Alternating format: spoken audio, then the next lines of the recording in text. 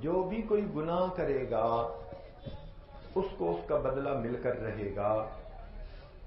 اس کی مثال ایسے کہ جو بھی بجلی کو ہاتھ لگائے گا جھٹکا پڑ کر رہے گا،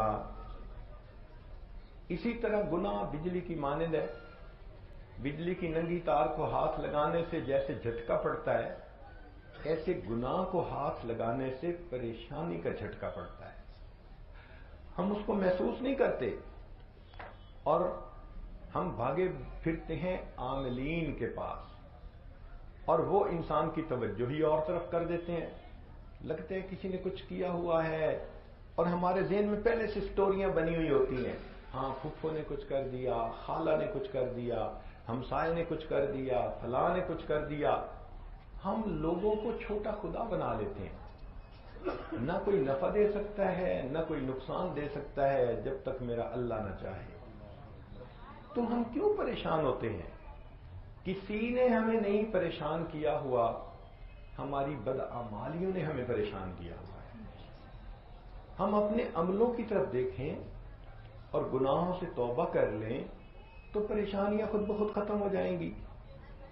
تو فرمایا من یعمل سوءا یجز بہ، جو گناہ کرے گا بدلہ مل کر رہے گا۔ تو ہمارے مشائخ نے لکھا کہ گناہ کی سزا 3 صورتوں میں ملتی ہے۔ پہلی صورت کو کہتے ہیں نکیر۔ نکیر کا مطلب نقد سزا۔ بچے نے نافرمانی کی تو تھپڑ پڑا، بندے نے نافرمانی کی اللہ تعالیٰ نے کوئی مصیبت بھیج دی۔ اس لیے فرمایا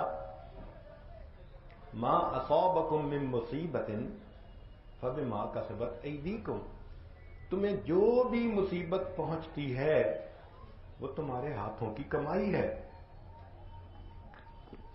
تم کام ایسے کرتے ہو جو الٹا تمہاری پریشانی کا سبب بنتے ہیں۔ چنانچہ کئی مرتبہ تو گناہ کی نقد سزا مل جاتی ہے، اسی دنیا میں مل جاتی ہے۔